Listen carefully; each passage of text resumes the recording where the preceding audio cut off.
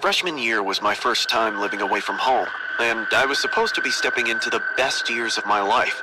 But honestly, I was way more stressed about having to share space with a total stranger.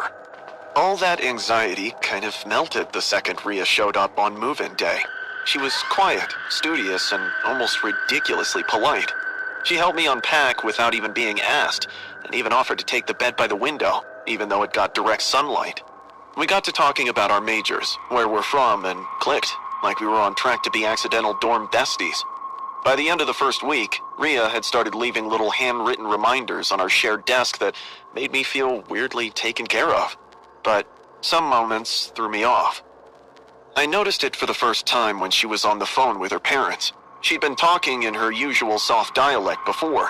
Suddenly, her voice caught a sharp and husky undertone, as if someone had flipped a switch. When she hung up, I asked if she cloned voices like that often. She looked at me like I had grown two heads and said she knew nothing about it. One night, I woke up at 2:13 a.m. to low whispers from her side of the room. I lay there in the dark and listened as Ria argued with someone. Her voice shifted between soft and sharp, as if two people were having a conversation. I looked over, and she was alone in her bed, facing the wall. I squinted, but couldn't see a phone or anyone else there. The next morning, I brought it up. Ria just stared at me, like I'd started speaking another language. She said she didn't remember and had slept straight through the night. She looked genuinely confused, so I dropped it. A couple of days later, the sticky notes started appearing in different handwriting and with different expressions. Instead of reminders, they read things like, "Stop watching her. She's not your friend." I found one taped to my laptop and another inside my textbook. I asked Ria if she'd seen anyone come into our room. She insisted she was clueless. The day after that, I'd put my jacket on my desk chair and found it hanging in my closet. My shoes would migrate from the door to under my bed. They were small things that anyone would easily dismiss as their own forgetfulness. Except, I knew I wasn't forgetting. One afternoon, I came back from class, and Ria was in the shower. I was looking for my charger and opened her closet by mistake. Taped to the inside of the door was a photo of me, maybe taken from Instagram. And underneath, scribbled in that same messy handwriting, was, "She knows." I stood there, staring, trying to make sense of what I was seeing. The shower turned off. I closed the closet door and sat at my desk with my heart pounding. When Ria came out, I asked her directly if she'd put the photo there. She looked at me like I was crazy, said she'd never been on my Instagram. I should have moved out then, but I was 18 and didn't want to cause problems, and part of me still believed there was a reasonable explanation. That night, a storm rolled in and knocked the power out. The whole floor went dark. I was in bed, scrolling on my phone, when I heard footsteps circling my bed. I kept my breathing steady and pretended to be asleep. The footsteps stopped right next to my head. I could hear someone breathing above me. A second later, I felt the coldness of metal pressing against my throat. My breathing picked up as Ria lowered her mouth to my ear and whispered, "You weren't supposed to find out." The lights flickered back on, and I screamed. Ria was standing over my bed, holding a kitchen knife. Her face was blank, and her eyes were wide and dilated. My shrills seemed to snap her out of the trance. She looked down at her hand and started screaming. She dropped the knife and backed against the wall. She was crying and asking what happened. Why was she holding that? Why was I looking at her like that? She genuinely didn't remember standing over me with a knife at my throat. The RA heard the screams and came running with campus security. They took statements from both of us. Ria was hysterical. She kept saying she didn't know what happened, that she'd been asleep, and then the lights came on and she had a knife in her hand. They moved me to a different room that night. Ria was taken to the campus counseling center and then to the hospital. I found out later she'd been diagnosed with dissociative identity disorder when she was 15, had been in treatment, but stopped medication when she started college. The other personality had been there the whole time, and it was the one who wrote the notes, moved my things, and saw me as a threat. And that night, during the blackout, it had taken control completely. They sent Ria back a day later. Her folks withdrew her from school to ensure she got proper treatment. I graduated and never saw her again. Throughout my college years, I took up part-time gigs and lived in a single dorm room that cost more than I could afford, because I couldn't share space with someone else. Can't trust that the person I go to bed with is the same person who will be there when I wake up. I know now that people can have whole other versions of themselves living inside them that write in different handwriting and speak in different voices and hold knives in the dark. I wonder what would have happened if the power hadn't come back on when it did, if those lights had stayed off for another 30 seconds, if Ria's other self had finished what it started. I'm grateful I never had to find out. I moved into Michael's apartment a month after losing my job at the warehouse. I was 21, had $800 to my name, and was completely out of options. The Craigslist listing advertised an available room with utilities included for $300 a month. It was suspiciously cheap for the area, but I wasn't in a position to be picky. Michael answered the door wearing a white t-shirt and jeans that looked like he'd been wearing them for ages. He was maybe 35 and had the kind of mid-face that could be easily forgotten. The room he showed me was just as unimpressive. It only had a mattress on the floor, a closet with a missing door, and a window facing a brick wall. But at that time, even the bare room had felt like my best option. I agreed to move in the same evening. The apartment started feeling wrong right away, though I couldn't pinpoint why. Maybe it was the excessive cleaning or the lack of furniture and personal touches in the house. The living room had a single couch, a TV, and completely bare walls. When I asked how long he'd lived there, dude said 5 years, but the place looked like he'd moved in yesterday. That first night, I woke up at around 2 a.m. to a low murmur from somewhere in the apartment. When I looked, Michael was standing in the bathroom with the light on, talking to the mirror. I couldn't hear what he was saying, but his lips were moving, and he kept nodding like the reflection was responding to him. I closed my door quietly and got back into bed, told myself he was on the phone or maybe rehearsing for something. The next morning, by the time I woke up, Michael had already prepared coffee and offered me a cup. While I was drinking it, he grinned and said, "You should watch more quietly next time, Clay." I stared at him, stunned.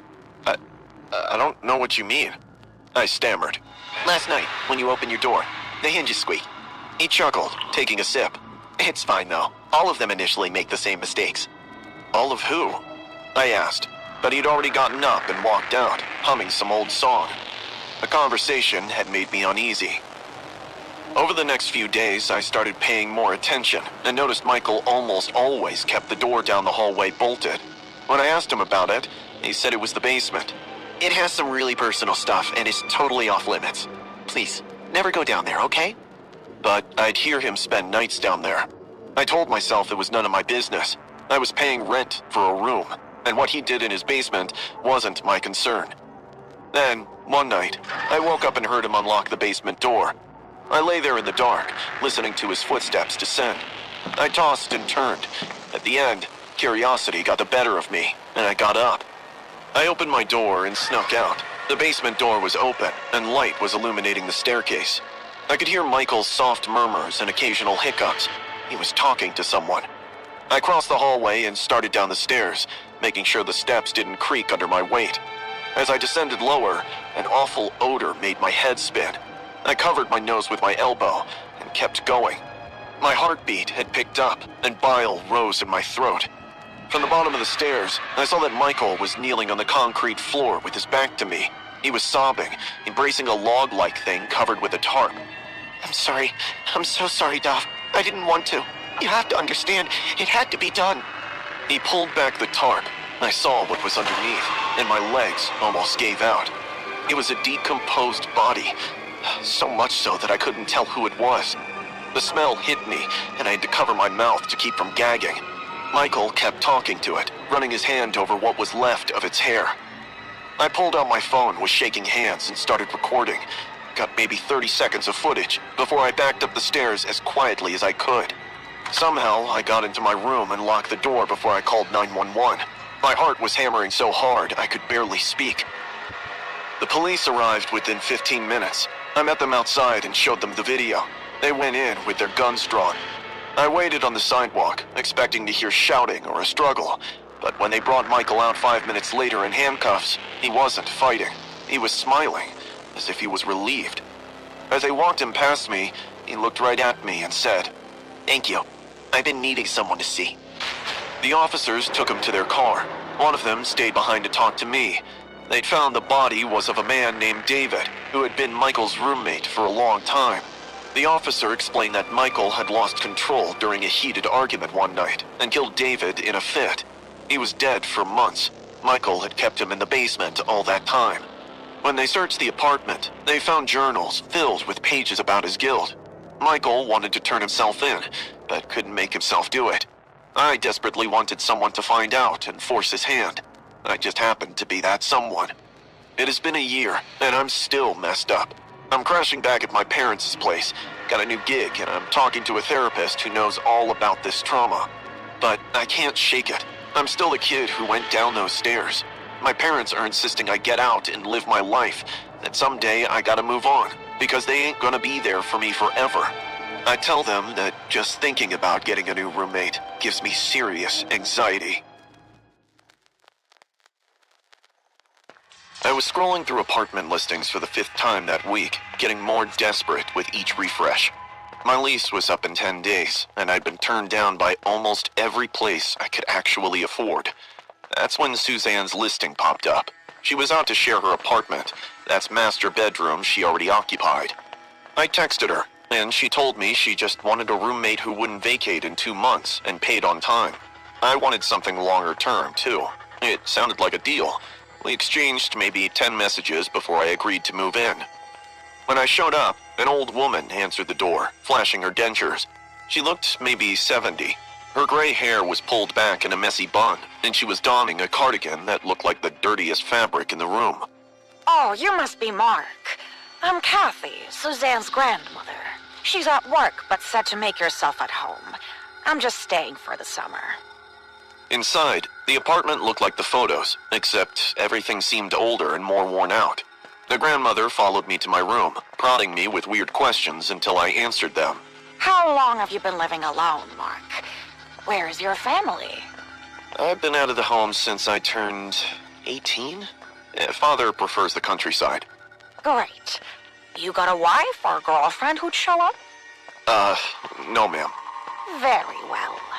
She flashed me a cheeky grin that made my skin itch, like she was pleased with the answers. The room was small with a bed, a desk, and a dresser, and along the mantel, above a blocked-off fireplace, sat a row of stuffed animals facing the bed. Don't touch those. The grandmother said from the doorway. They're family heirlooms. Suzanne's quite particular about them. I told her I wouldn't. She stood there watching me unpack for another minute before finally leaving. I heard her go into what I assumed was Suzanne's room and close the door. I didn't meet Suzanne that night, or the next day, or the day after that. Her bedroom door stayed closed the whole time. When I asked when she'd be home, Kathy said she was on an office trip and would be back in a week or so. But the old lady was always there, in the kitchen or living room, asking invasive questions. She kept bringing up how nice it was to have a man in the apartment again, and how lonely it had been. One night, I was working late on an urgent project involving too many files that were scattered all over my bed. I needed more space, so I moved to clear off the mantel above the fireplace. That's when I noticed something strange about the stuffed animal sitting there. In the dim light from my desk lamp, I could see faint red dots inside their eyes like tiny pinpricks of light. I picked up the teddy bear closest to me, turned it over, and noticed a small lens embedded in its eye socket. I checked the others and found that every single stuffed animal had a hidden camera inside them. They were all pointed directly at my bed. My stomach dropped. I looked around the room, wondering how long they'd been recording and what they'd seen. I started packing immediately. I wasn't going to spend another second in that room or that apartment. I'd sleep in my car if I had to. I was bent over my duffel bag when something heavy smashed into the back of my head. The impact sent me forward onto my knees, and my vision exploded with white stars. I touched the back of my skull, and my fingers came away wet with blood. I turned around, and Kathy was standing behind me, holding a ceramic vase. Before I could react, she swung again. This time, it hit my nose. I heard the crunch before pain exploded. Blood poured down my face and into my mouth. I fell backward onto my ass, clutching my face, unable to see straight. She was laughing and sobbing at the same time. How dare you? Didn't I tell you not to touch those? I tried to crawl backward, but my head was spinning. She stepped closer, still holding the vase. You think you can come and go on a whim? You men are all selfish monsters. You can happily live with a woman who shows off her shiny flesh, but disappear the moment her skin wrinkles? There's no Suzanne, Mark. There has never been one. I made it all up to have you. You can't leave!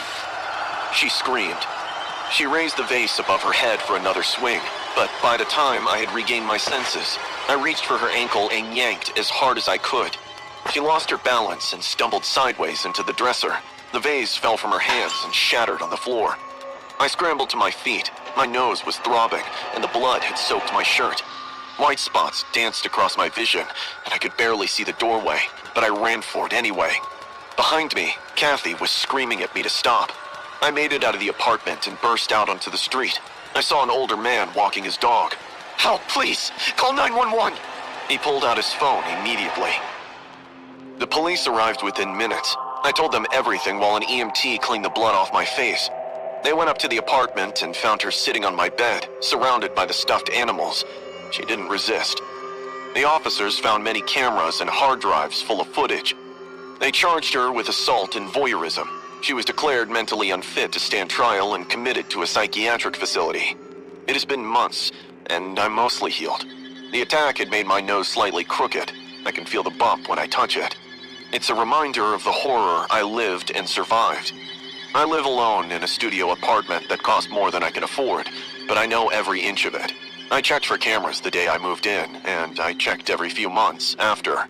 Because I know that loneliness can turn people into monsters, that the people you're talking to online might not exist, and a whole life can be fabricated just to trick you into walking through a door you'll regret opening. I wonder what would have happened if she'd hit me harder, if I hadn't grabbed her ankle in time. I'm grateful I never had to find out.